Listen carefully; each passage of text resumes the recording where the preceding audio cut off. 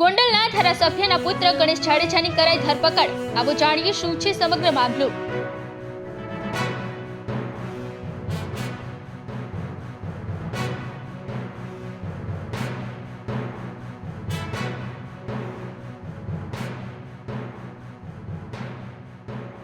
જૂનાગઢ જિલ્લાના અનુસૂચિત જાતિના સમાજ પ્રમુખ રાજુભાઈના પુત્ર અને જૂનાગઢ શહેરના NSUના પ્રમુખ સંજય સોલંકીનું અપહરણ કરીને હત્યાનો પ્રયાસ કરવામાં આવ્યો હતો।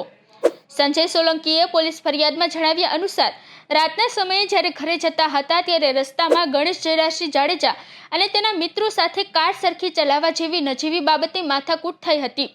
આ પછી સમાધાન પણ થઈ ગયું હતું, છતાં તે પછી ગણેશ અને અન્ય આરોપીઓ દ્વારા કારની નંબર પ્લેટ કાઢીને સંજય સોલંકીની લોકેશન મેળવીને તેને મારી નાખવાના ઈરાદે કારની અડફેટે મોટરસાયકલને લીધું હતું, જે બાદ આરોપીઓ દ્વારા લોખંડના પાઇપથી સંજયને મારીને તેનું અપહરણ કરાયું હતું અને અપહરણ બાદ આરોપીઓ દ્વારા સંજયને ઢોરમાર પણ મરાયો હતો। આ બાદ તમામ આરોપીઓએ સંજયને ગણેશ જાડેજાના ફાર્મ હાઉસ ગણેશગઢ ખાતે લઈ જઈને નગ્ન કરીને આડેધડ માર મારીને પિસ્તોલ જેવા હથિયાર બતાવી જ્ઞાતિ પ્રત્યે અપમાનિત કર્યા બાદ માફી મંગાવતો વિડીયો બનાવ્યો હતો। સાથે સંજય સોલંકીને ધમકી પણ આપવામાં આવી હતી કે જો કેસ કરવામાં આવશે તો જાનથી મારી નાખીશું અને પછી તેને જૂનાગઢની સાબલપુર ચોકડી ખાતે છોડી દેવાયો હતો। બાદમાં સંજયને હોસ્પિટલમાં સારવાર અર્થે ખસેડાયો હતો અને પોલીસમાં ફરિયાદ નોંધાવાઈ હતી। ત્યારબાદ આ મામલે અનુસૂચિત જાતિના લોકોમાં રોષ ઉઠ્યો હતો અને ગણેશ જાડેજા સાથે તમામ આરોપીઓને ઝડપી પાડવાની માંગ સાથે અલગ અલગ જિલ્લાઓમાં આવેદનપત્રો અપાયા હતા।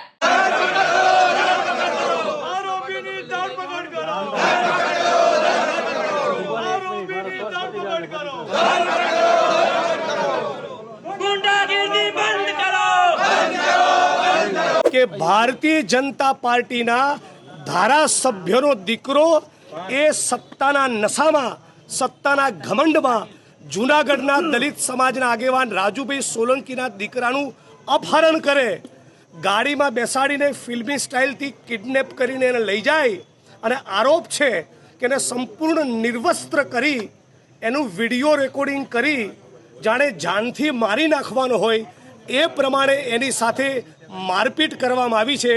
આ ઘટનાને 72 કલાકથી વધુ સમય થયો હોવા છતાં આ ઘોર દલિત વિરોધી RSS અને ભાજપની સરકાર એ ગોંડલના ધારાસભ્યના દીકરાની ચરબી ઉતારવા તૈયાર નથી, ત્યારે સમગ્ર ગુજરાતમાં આના ઘેરા પ્રત્યાઘાતો પડ્યા છે અને આજે રાજકોટ શહેરના તમામ પક્ષના દલિત સમાજના આગેવાનો અને ખાસ કરીને દલિત આંબેડકરવાદી ચળવળના મિત્રો આજે રાજકોટ કલેક્ટરના માધ્યમથી આવેદનપત્ર આપીને કહેવા માગીએ છીએ કે આવતા 24-48 કલાકમાં આ ગોંડલના ધારાસભ્યના પુત્રની ધરપકડ કરવામાં ના આવી તો સમગ્ર ગુજરાતમાંના ઘેરા પ્રત્યાઘાતો પડવાના છે। એક ધારાસભ્યના દીકરાને મગજમાં આવી રાય ભરાઈ જાય કે દલિત સમાજના કે આદિવાસી સમાજના કે કોઈ ગરીબ વ્યક્તિને કિડનેપ કરી એને નિર્વસ્ત્ર કરી એનો વિડીયો બનાવીને મન ફાવી રીતે શબ્દોનો પ્રયોગ કરીને એની સાથે મારપીટ કરીએ તો એનો મતલબ એમ કે આ રાજ્યમાં કાયદો અને બંધારણનું શાસન બચ્યું નથી। જિગ્નેશભાઈ, કેવા કાર્યક્રમ થઈ શકે છે? જલદ કાર્યક્રમો પણ થઈ શકે છે। આજે આવેદનપત્ર આપવાનો કાર્યક્રમ કર્યો છે, જૂનાગઢ બંધના કોલનું પણ વિચારીએ છીએ અને ગોંડલમાં આ જે લોકોને એવું છે કે મારું કોઈ નામ નહીં લઈ શકે એ ગોંડલની ધરતી ઉપર પણ એક દલિત અસ્મિતા સંમેલનનું પણ અમે વિચારી રહ્યા છીએ।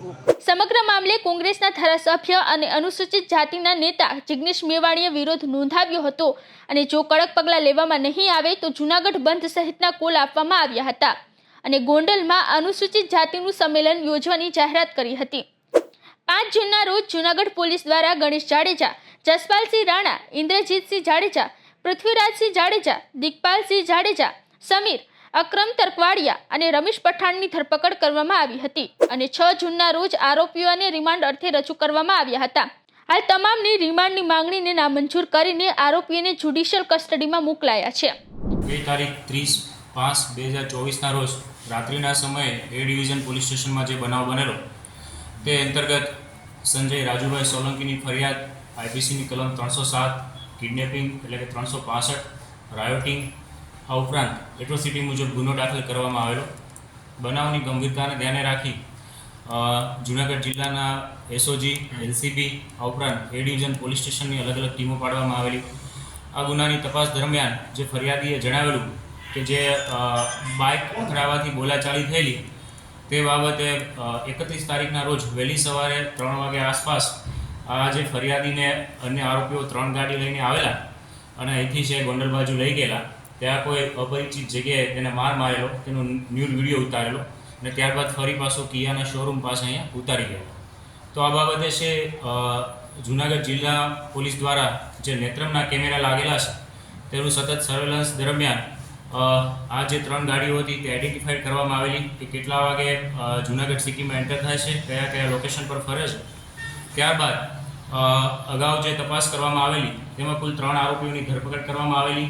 નામદાર કોર્ટ દ્વારા તેમને દિન 2ના રિમાન્ડ મંજૂર થતા રિમાન્ડ દરમિયાન પણ પૂછપરછ કર્યા બાદ તેમને જેલ હવાલે કરવામાં આવેલા અને હાલ જ્યુડિશિયલ કસ્ટડીમાં છે.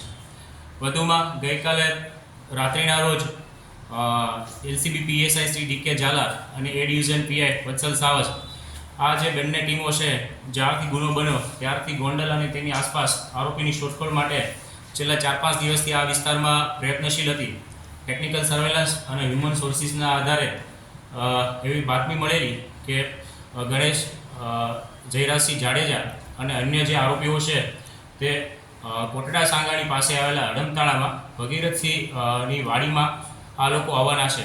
તો હકીકતને ધ્યાને રાખી LCB Shri PSI Shri decay Jhala અને એ ડિવિઝન પીઆઈ વત્સલ સાવજ તેમની ટીમ દ્વારા આ જે ગણેશ જાડેજા અને અન્ય જે 7 આરોપીઓ છે તેમને બ્લેક કલરની ફોર્ચ્યુનર અને મહિન્દ્રા થાર આ બંને ગાડી સાથે રાઉન્ડ અપ કરવામાં આવેલા.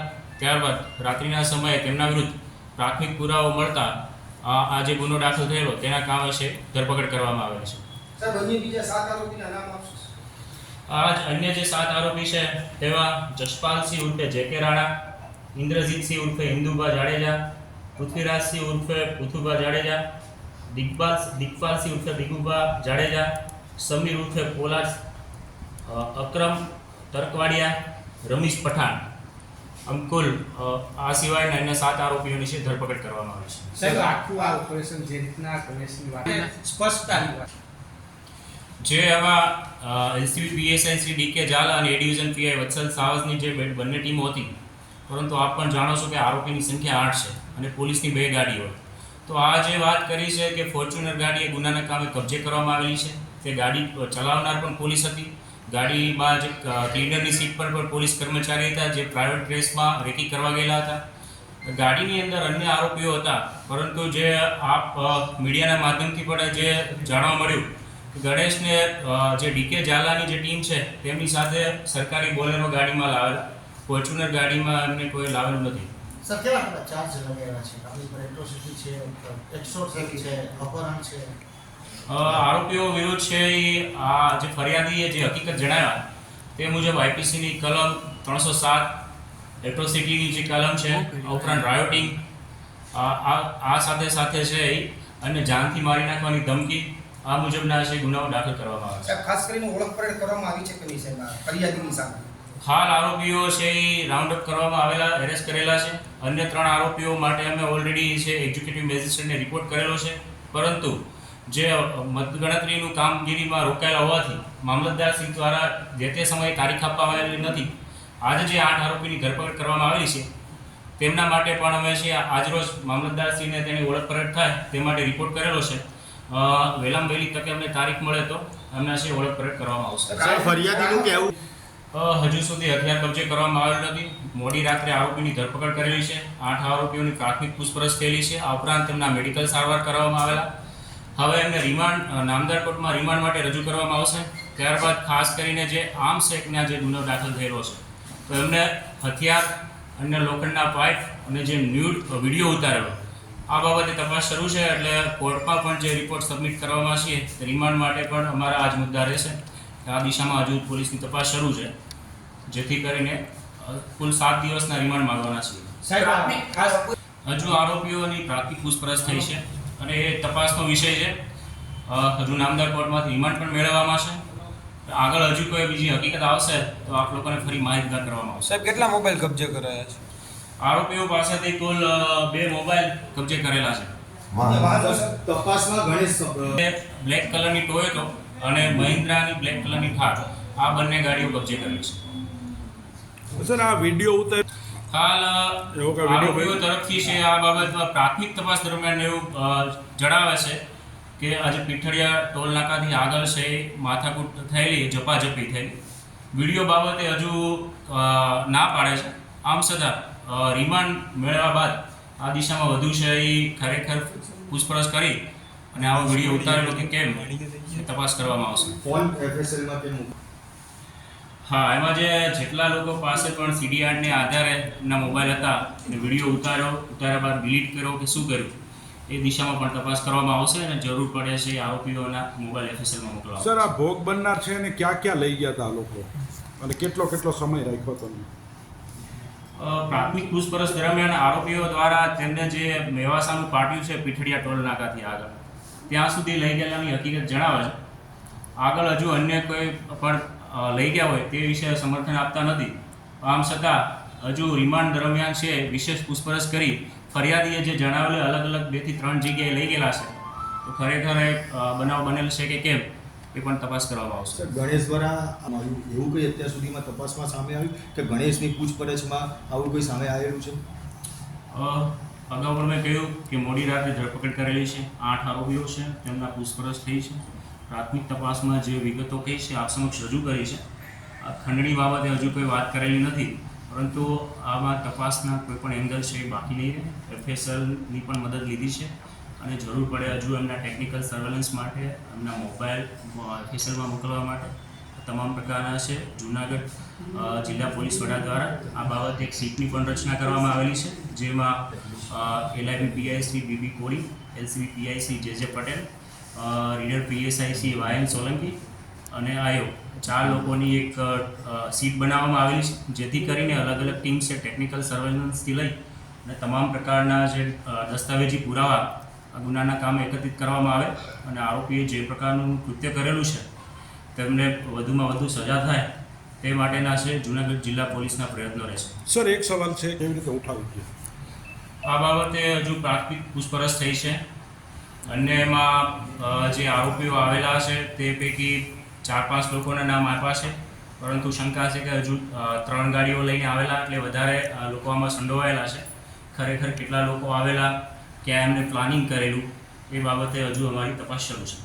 વધુ ન્યૂઝ અપડેટ્સ માટે જોડાયેલા રહો અવર રાજકોટ સાથે. વધુમાં અમારી YouTube ચેનલને સબસ્ક્રાઇબ કરીને બેલ આઇકન જરૂરથી પ્રેસ કરજો. નમસ્કાર.